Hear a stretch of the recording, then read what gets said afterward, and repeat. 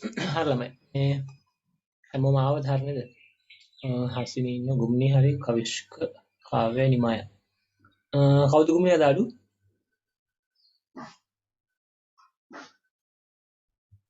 ඔක්කොම ඉන්නවනේ සර්. ඔක්කොම ඉන්නවනේ.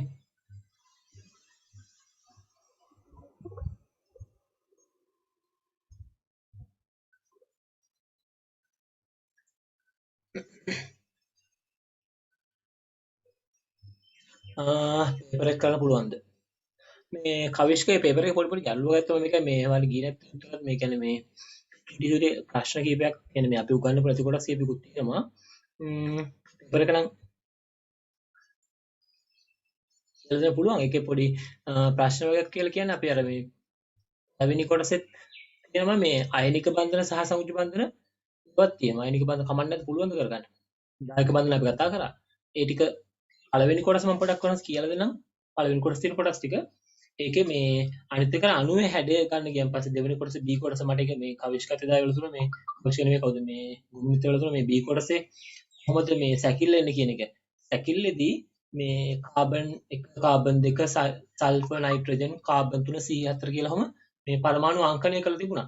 මේ පරමාණු වලට අමතරව හයිඩ්‍රජන් පරමාණු වෙනවනේ. ඒ හයිඩ්‍රජන් පරමාණු වෙන්නේ කොතනද කියලා මට ගන්න බැරි වෙන්නේ නැති සමහර ලාවට.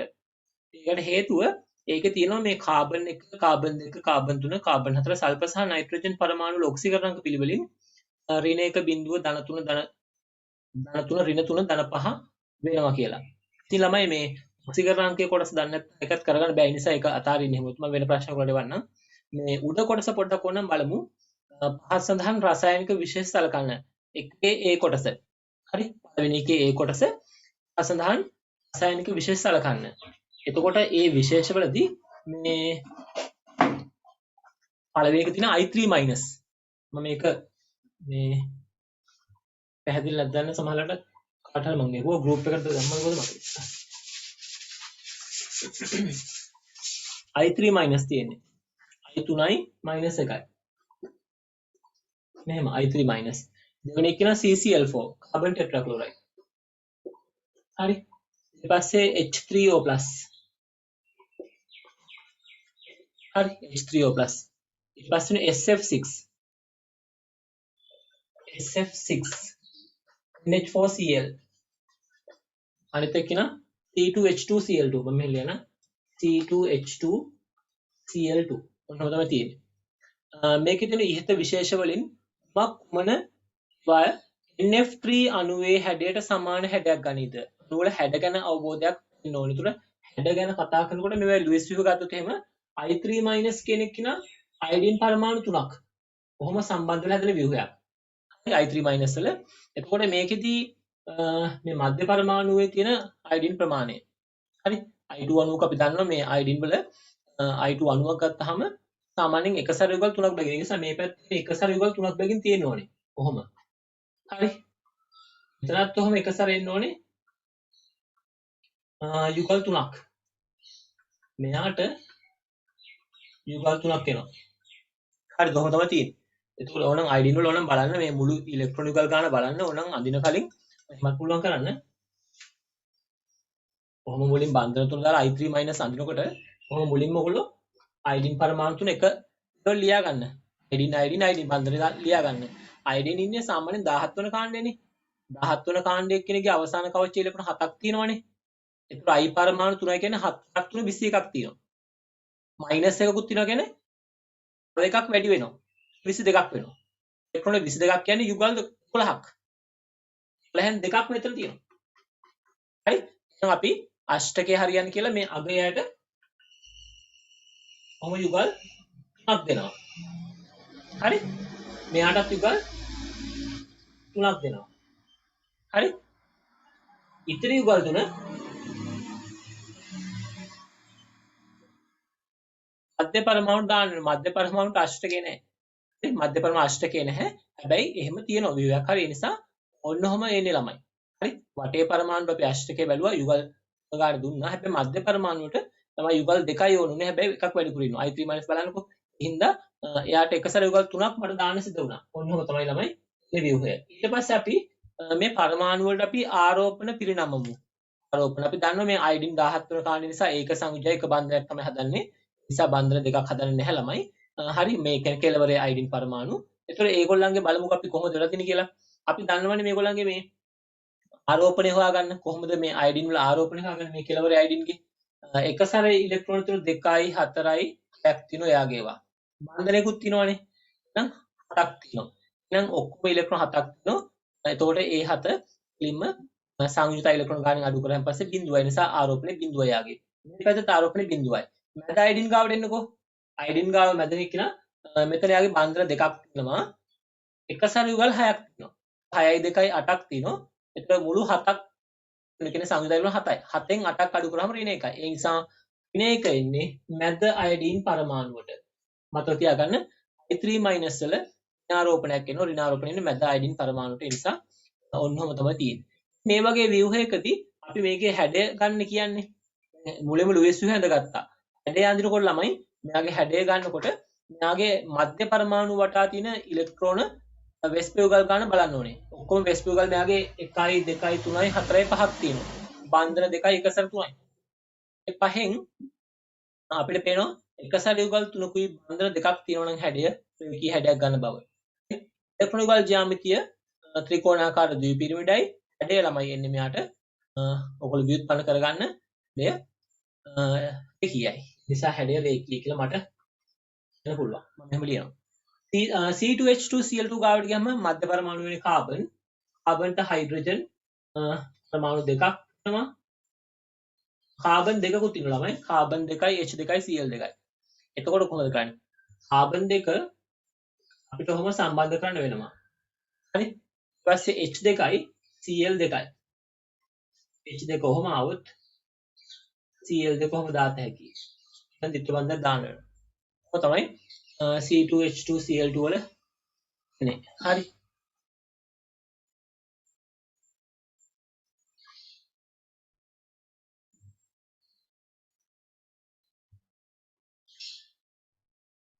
ළමයි මේක තියෙන්නේ අණුව බැලුවේ C2H2Cl2 නේද? C2H2Cl2 තමයි අන්තිමට තියෙන්නේ. නිසා මේක තමයි එන ව්‍යුහ. මේක ක්ලෝරින් පරමාණු දැන් මාරුවට කමන්නේ නැහැ. ක්ලෝරින් පරමාණු මේ පැත්තට ඇවිල්ලා එකක් ඇවිල්ලා අනිත් පැත්තට ක්ලෝරින් එකක් ඒ විදිහට වෙනස් විදිහට අඳින්න පුළුවන් ප්‍රශ්නයක් නැහැ. මේ C2H2Cl2 එහෙම ගැටලුවක් වෙන්නේ නැහැ. කොහොම කරත් කමන්නේ නැහැ ළමයි. ඊට පස්සේ CCl4 ගත්තාම මේ කාබන්ට මේකේ තියෙන මධ්‍ය පරමාණු දෙකක් තියෙනවා. එක මධ්‍ය පරමාණුවක් වටා හැඩය තලීය ත්‍රිකෝණාකාරයි. හරි. ඉතින් ඒක මතක තියාගන්න. හරි. මෙන්න මෙහෙම තියෙනවා. කොහොම තියෙනවා. මෙන්න මේ විදිහ තමයි Cl 2යි තියෙන්නේ. C2H2Cl2. ඒක මාරු කරත් කමන්නේ නැහැ. ඒක ඕලන් Cl එක මෙහෙ දාලා H එක මෙහෙ දාන්න පුළුවන් ප්‍රශ්න නැහැ. හරි. මේ CCl4 වෙද්දී මේක චතුස්තලීයයි. කාබන්ට ක්ලෝරින් 4ක්. අපි කලින් මේ ඇදලා තියෙනවා CCl4 චතුස්තලීය අණුවක්. H3O+ වල අපි දන්න ජලයට H+ එකක් සම්බන්ධ වෙලා මේක දායක බන්ධනකින් සම්බන්ධ වෙන්නේ. මේක දායක බන්ධන අපි කොටස කරා මේකේ හැඩය කොහොමද තියෙන්නේ? ඔක්සිජන් ඔහම ඉන්නවා. එකයි ඕවල් ඔහම තව එක සෙල්ගුලක් එනවා. මෙතන ධන ආරෝපණයක්. මේක ත්‍රිකෝණාකාර පිරමිඩ අණුවක්. H3O+ කියලා කියන්නේ. SF6 SF6 ඔයාලා දන්නවා SF6 හැඩය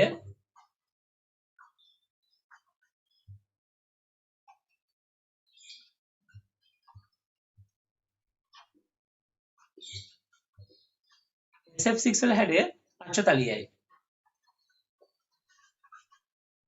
NH4Cl කියන්නේ අයනික සංයෝගයක්. ඒක හැඩයක් අහන්නේ අයනික සංයෝග නිසා අයනික සංයෝග හැඩයක් යොදා ගන්න කියලා ලොකුට කියන්නේ නැහැ. ඒ නිසා NH4Cl ගේ NH4+ අයනයට Cl- බෙදලා තුන එච්චර. ඒ නිසා හැඩයක් වුණා නැහැ. NF3 අණුවේ හැඩයට සමාන හැඩයක් ගන්නද. NF3 කියලා කියන්නේ නයිට්‍රජන්ට ෆ්ලෝරින් පරමාණු 3ක්. ඒක හදාගන්න එපේ. NF3 බලන්නකො මෙන්න නයිට්‍රජන් F3ක් කොහොම ඉන්නවා. හරි. එතකොට මේ නයිට්‍රජන් ගාව එක සැරගලක් එනවා. එහෙම ආවෙන් පස්සේ NF3 වල හැඩය ත්‍රිකෝණාකාර පිරමිඩ හැඩයක් ගන්නවා. ඒ නිසා NF3 අණුවේ හැඩයට සමාන හැඩයක් තියෙනුනේ ත්‍රිකෝණාකාර පිරමිඩය. ත්‍රිකෝණාකාර පිරමිඩ තියෙන්නේ H3O+. ඒ නිසා සමාන හැඩයක් තියෙන්නේ H3O+ කියන දෙනේට. පළවෙනි එකට උත්තර එන්නේ H3O+.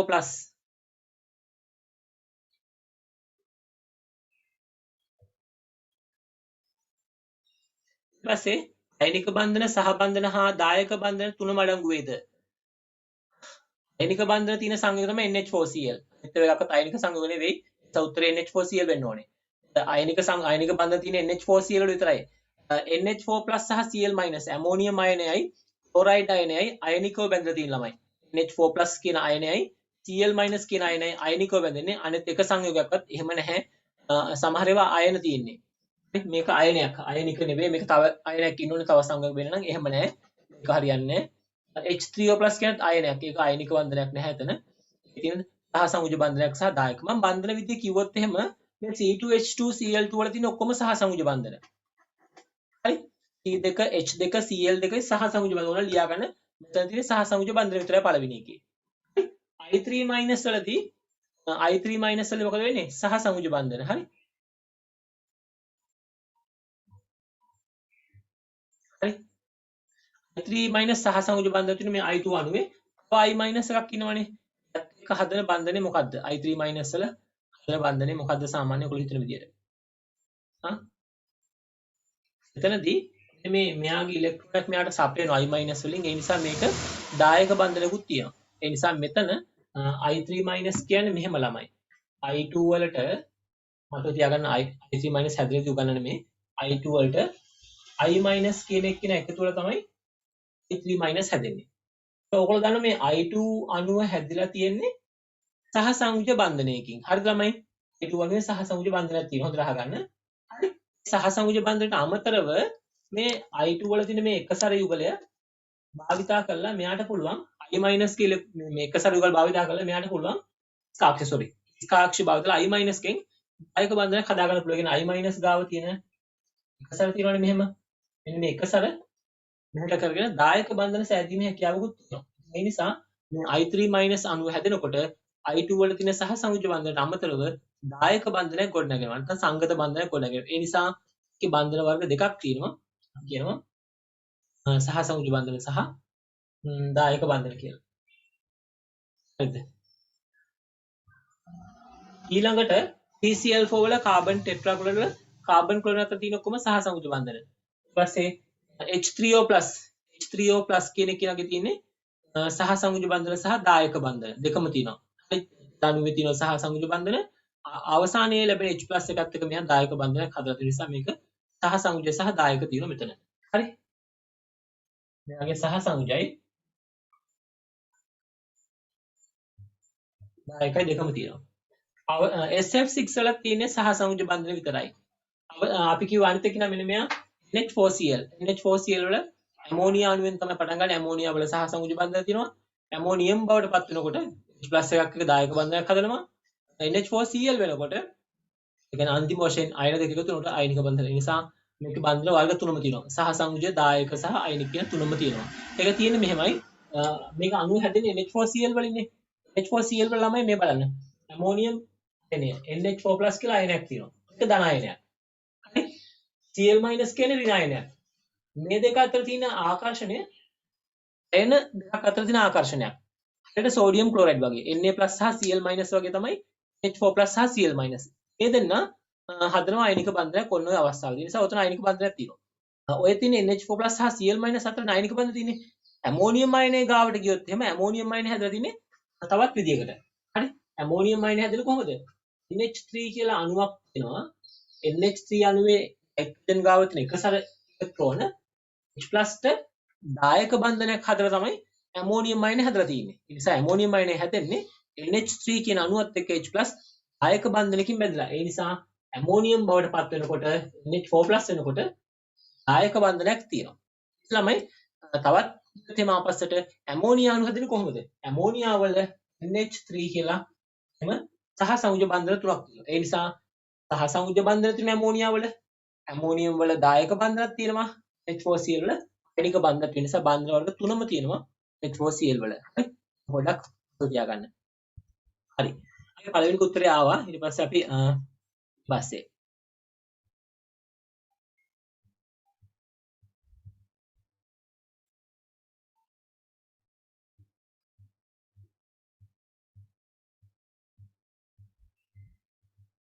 ඊට පස්සේ අපි අහනවා මේ වැඩිම එකසර ඉලෙක්ට්‍රෝන ඕන යුගල් ගණනක් අඩංගු වේද? වැඩිම එක සැරේ ඉලක්කන යුගල් ගණනක්. බලන්න එක සැර ගණන් කරලා බලන්න. මෙයාගේ එක සැර අඩුයි. ක්ලෝරින් 1 2 3 තියෙන ක්ලෝරින් මෙයාගේ 6ක් තියෙනවා. ක්ලෝරින්ගේ මේ 3යි මේ 3 6ක් තියෙනවා. I ගේ තියෙනවා 1 2 3යි 4යි 5යි 6යි 7යි 8යි 9ක් තියෙනවා. I3 මයිනස් වල 9ක් තියෙනවා. මෙයාගේ තියෙනවා 1 2 3යි 4යි 5යි 6යි 7 8 9 10 11 CCl4 12ක් තියෙනවා. ඒකට CCl4 ඊට පස්සේ SF6 වල 1 2 3යි 3 වරක් 6 18ක් තියෙනවා SF6 වල. එහෙනම් දැඩිම එකසර තියෙන්නේ SF6 වල. අපි SF6 භාගයට නැදලා තියෙන මෙතන ලුයිස් විව්හේ මෙතන සම්පූර්ණ ඉලෙක්ට්‍රෝන දාලා නැහැ නේ. නිසා ෆ්ලෝරින් පරමාණු වල තියෙනවා එකසර යුගල් හැම පරමාණුකම 3 ගානේ පරමාණු 6ක්. ඒකට 18ක්. හරි නිසා SF6. ඊට පස්සේ අංශක 180ක බන්ධන කෝණයක් අඩංගු වේද? අංශක 180ක බන්ධන කෝණයක් තියෙන කාගේද? I3 minus. I3 minus අංශක 180යි. මෙන්න කාගේද 180 තියෙන්නේ? එච්චරයි. එච්චරයි. I3 minus තමයි 180 තියෙන්නේ. ඊට පස්සේ සිග්මා බන්ධන සෑදීම සඳහා මධ්‍ය පරමාණුන් S හා P කාක්ෂික වලට අමතරව D කාක්ෂික හවුල් වේද? අපිට කතා කරලා තියෙන SP මුහුම්කරණය SP2 SP3 විතරයිනේ. SP3D ඒ කියන්නේ D කාක්ෂික මුහුම්කරණයට සම්බන්ධ වෙච්ච අවස්ථාවක්. කොහොමද ඒක හොයාගන්නේ? අපි දන්නවා මධ්‍ය පරමාණුවක වටා තියෙන වෙස්ප යුගල් ගණන. හරි කිසියම් පරමාණුවක වටා තියෙන වෙස්ප යුගල් ගණන දෙකක් නම් SP මුහුම්කරණයකින් හැදිච්ච බන්ධන. හරි 90ක්. වෙස්ප යුගල් 3ක් තියෙනවා නම් SP2 වෙන්න ඕනේ. වෙස්ප යුගල් 4ක් තියෙනවා නම් SP3 වෙන්න ඕනේ. වෙස්ප යුගල් 5ක් තියෙනවා නම් SP3D වෙන්න ඕනේ. වෙස්ප යුගල් 6ක් තියෙනවා නම් SP3D2 වෙන්න ඕනේ. එහෙනම් ළමයි මධ්‍ය පරමාණු වටා තියෙන එකසර ඉලෙක්ට්‍රෝන හෝ බන්ධන නැත්නම් වෙස්ප යුගල් ගාන ගණන් කරන්න. වෙස්ප යුගල් ගාන 4ට වඩා වැඩි නම් අනිවාර්යයෙන්ම D කාක්ෂික සහභාගී වෙනවා මුහුම්කරණය සඳහා. නිසා අපි එහෙම හඳුනාගත්තා නම් ලේසි. මේ බලන්නකෝ මෙන්න මෙතන ඉන්න I3 minus මේ මැද ඉන්න අයඩින්ට 1 2 3 4 5ක් තියෙනවා. I3 minus ගේ මැද පරමාණු වල 5ක් තියෙනවා කියලා කියන්නේ යා මුහුම්කරණයකට භාජනය වෙන්න ඕනේ SP3D නැත්නම් මුහුම්කරණ D කාක්ෂික හවුල් යුතුයි. බන්ධන 5ක් තියෙන නිසා. මේ මැද මෙයාට අපි කියනවා එහෙම එක්කෙනෙක් කියලා. තව SF6 සල්ප වටේට බන්ධන 1 2 3 4 5 6ක් තියෙනවා.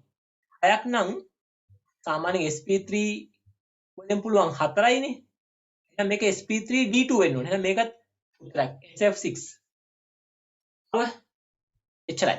ඒක තමයි අපිට මුහුම්කරණයට ගන්න පුළුවන් බෙදීන්නේ. ද්‍රවීය සහ නිර්ද්‍රවීය යන අණුක ලක්ෂණ දෙකම පැවතිය හැකිද? ද්‍රවීය සහ නිර්ද්‍රවීය යන අණුක ලක්ෂණ දෙකම පැවතිය හැකිද? ඒ කාටද? ද්‍රවීය නිර්ද්‍රවීය. අපි තාම සාකච්ඡා කරලා නැහැ. මෙන්න මේ අණුව මෙන්න මෙයා. මේ C2H2 Cl2 කියන අණුව මෙන්න මෙහෙම තියෙන පුළුවන්.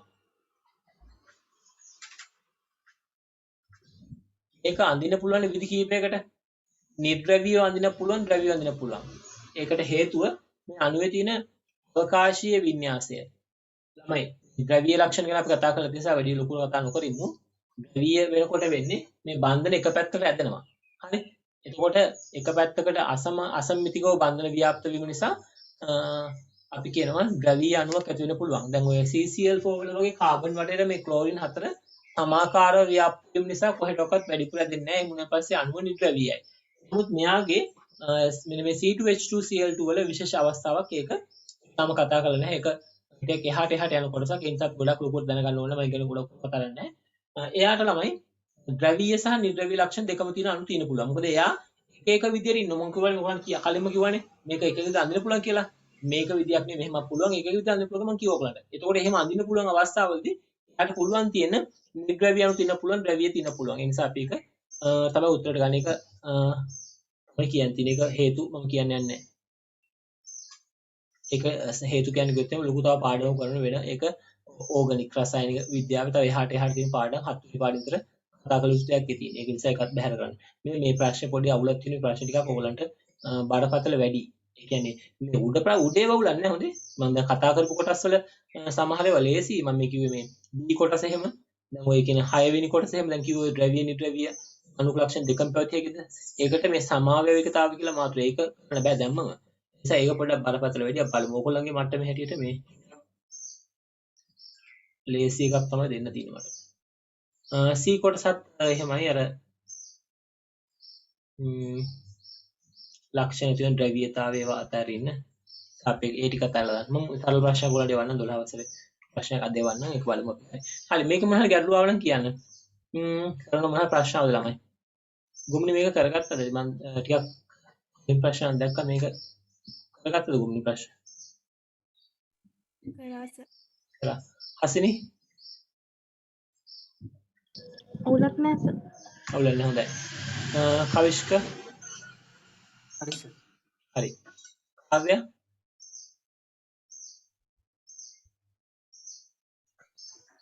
හරි සර්. නිමාය මොකද කරගන්න පුළුවන් වුණාද?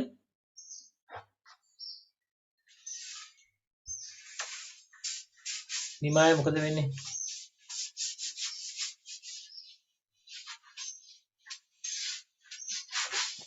ටිකක් කරා සර්. හරි. මම ඊට පස්සේ ඔයගලන්ට මේකේ අර අණුවේ සැකිල්ල පොඩ්ඩක් ඕනනම් ගහලා දෙන්න. ඔයගලන්ට මුල කරන්න පටන් ගත්ත හින්දා සැකිල්ල හදලා දෙන්න එපා. ඒ නිසා මම පොඩ්ඩක් ඒක අරන් දෙන ළමයිට C1 C2 SN C3 C4 මෙහෙම තියෙන්නේ. C1 C2 SN C3 C4 S වලට තියෙන O දෙකක් C3 වලට තියෙන O එකක්.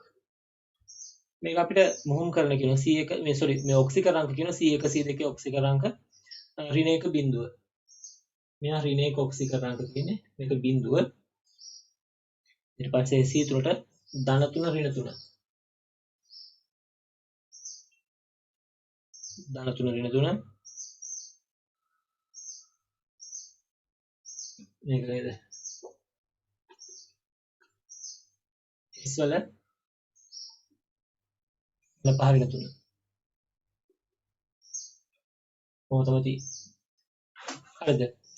කොහොම තියෙන නිසා පොඩ්ඩක් ඍණතාවයක් ගන්න වෙනවා. මේක ඍණ එකක් තියෙනවා කියලා කියන්නේ H පරමාණුවක් තියෙනවා. H ධන එක වෙනකොට මේක ඍණ එක වෙනවා. ඒ නිසා H පරමාණුවක් එතන තියෙනවා. හරි. මේ ව්‍යුහය පොඩ්ඩක් ඔයගොල්ලන්ගේ නෝට් කරගන්න. මේ ඔක්සිකරාංක නැතුව ගත්තා නම් H පහක් තියෙන ඊට පස්සේ C4 H පහන H පහෙන් එකක් මෙතන තියෙනවා. ඒක බිඳුව නිසා මේ දෙකට ඔක්සිකරාංක වෙනස සත්‍ය ධනයි මේකක් වෙනවා.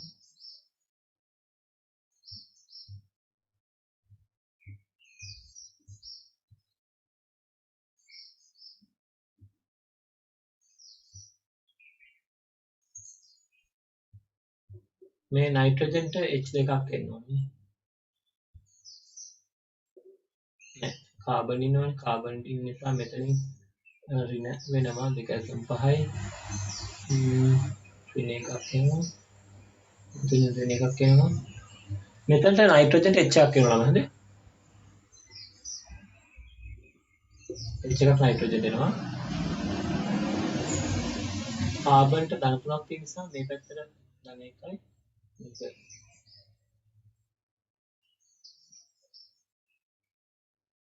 පිටකඳයක් આવුත් මෙතනට හයිඩ්‍රජන් එනවා 3ක් එනවා මොනවද අණුව ඔක්සිකරාංක වලට අණුව ඔක්සිකරාංක තාම උගන්ලා නැහැ නිසා තාර මේක තාර ලොකුට ඕනේ නැහැ පොඩ්ඩක් කතා කරලා ඇත්තේ මෙන්න මෙහෙම හයිඩ්‍රජන් වල මෙතන C1ට එකක් H දාගන්න නයිට්‍රජන්ට H එකක් දාගන්න කාබන්ට H 3ක් දාගන්න ඔය සූත්‍රයට ගලපෙනවා දැන් පුළුවන් ඔයගලන්ට මේකේ තියෙන විදිහට C4ක් තියෙනවා H5ක් තියෙනවා SN O3 හරි පුළුවන් දැන් ඕනේ මම කියලා දුන්නානේ මේකේ එන විදිය දැන් ඔයගොල්ලෝ මේකට ගැලපෙන විදියට වඩාත්ම පිළිගත හැකි ලුයිස් ලී වඳින්න ඊට පස්සේ සංප්‍රයුක්ත වෙනම අඳින්න සංප්‍රයුක්ත කියනවා නම් සංප්‍රයුක්ත අඳින්න පළවෙනි view එකේ ආය අඳින්න ඕනේ නැහැ. අනිත් සම්පූර්ණ ටික අඳින්න. ඊට පස්සේ වගුව පුරවන්න. හරි. වගුවට පල්ලෙහාට කොටස් කරන්න. හරි. එච්චරයි. අපි බලමු. හරි. ඊට පස්සේ ඔයගොල්ලෝ මට උත්තර ටික එවන්න. හරි. දැන් ඔයගොල්ලෝ වෙනස් විදිහට කරා නම් ඒක අත්හරින්න. ඒ කියන්නේ සමහර අය හයිඩ්‍රජන් බැරිදිර දාගත්තා නම් අත්හරින්න මම පොඩක් ඉතුරු කරලා කියලා දෙන්න ඕනේ තමයි. එහෙම එකක් තියෙනවා. හරි. මේකෙදි ඉතින් ඔයගොල්ලන්ට ඒක ගන්න ඔක්සිකරණාංකය කියන එක තේරුම් ගන්න වෙනවා. ඔක්සිකරණාංකය ඇතුළත මම ගත්තේ. හරි. ඔක්සිකරණාංකය කියන එක ටිකක් ගණනය කිරීම පාඩමත් එක්කත් යනවා බලන්නකො කියලා දෙන්න ඔයගොල්ලන්ට. හරි. ඔන්නෝම තමයි තියෙන්නේ ඉතින්. එක නෝට් කරගන්න මේකට අනුව අඳින්න. මේක ගත්තා ඉන්නවද? මේ view එක ගත්තා ළමයි ඉන්නවද කොහොමද? මේ view එක හරි කියලා හදාගත්තා ඉන්නවද? ළමයි කීප දෙනෙක් කියලා ගුම්නේ මේකද ගත්තේ? ඔව් සර්. හරි. හසිනි නෑ සර් එනවා. නෑනේ. කවිෂ්ක Google එකෙන් බලලා ගත්ත සර් ඔක ගැලපුණ නැති හින්දා. හොඳයි. ඊට පස්සේ මේ කාව්‍ය නෑ සර්. නෑ හරි. දැන් පුතේ ලියක හදාගන්න නිමය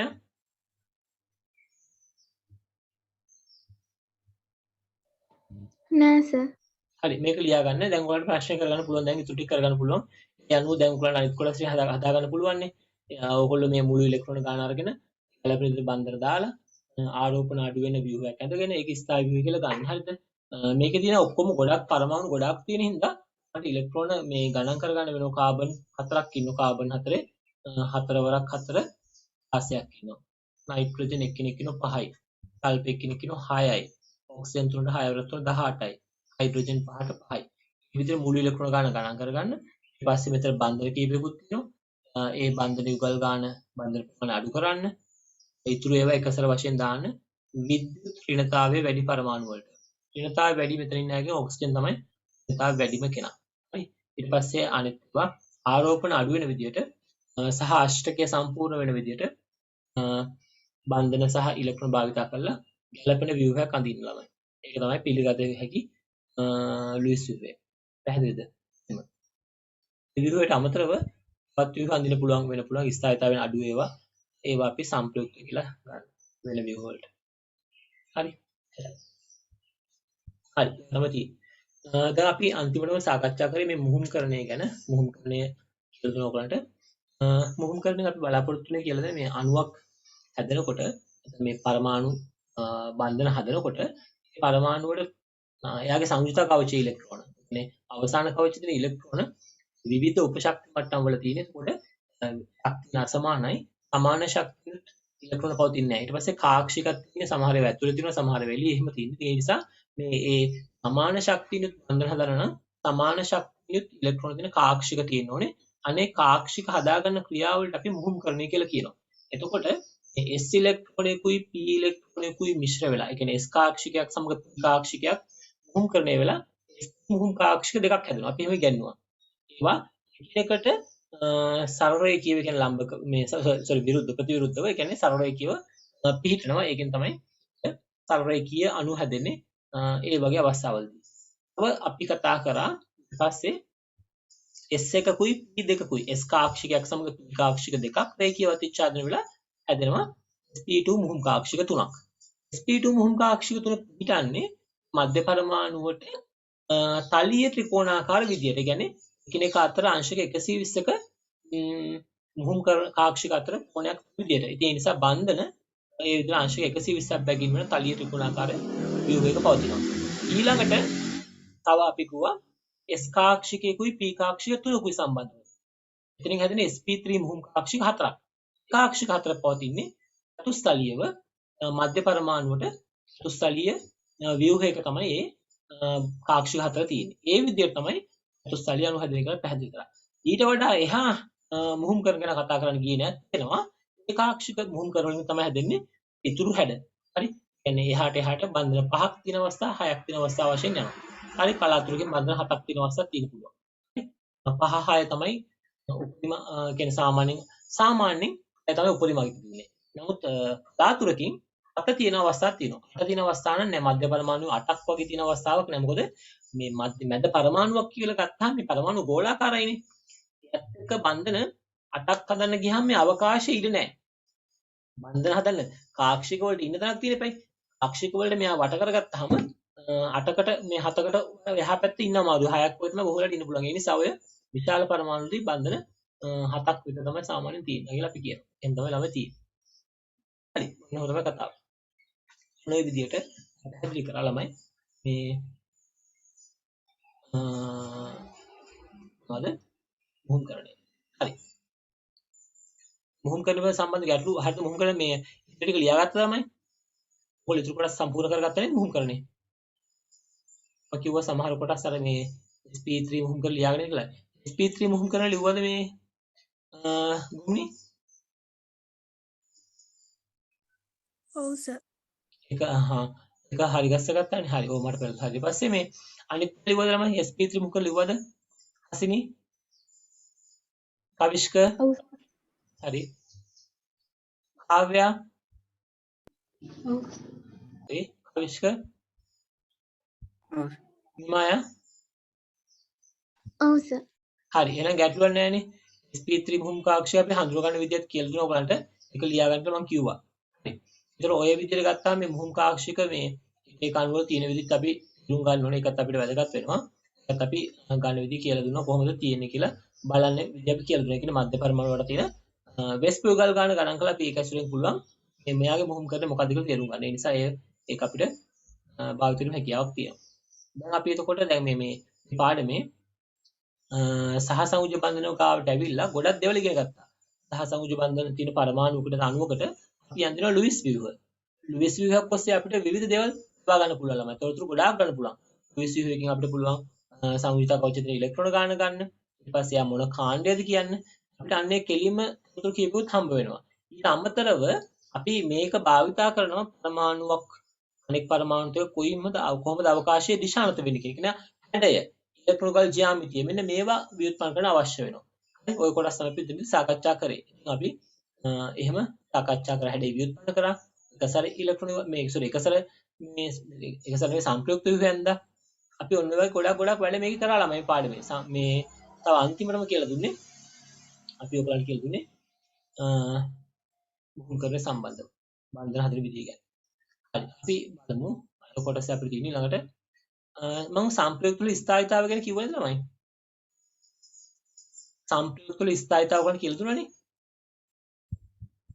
හරිද කවිෂ්ක? සංප්‍රයුක්ත වල ස්ථායීතාව කියලා දුන්නා නේද?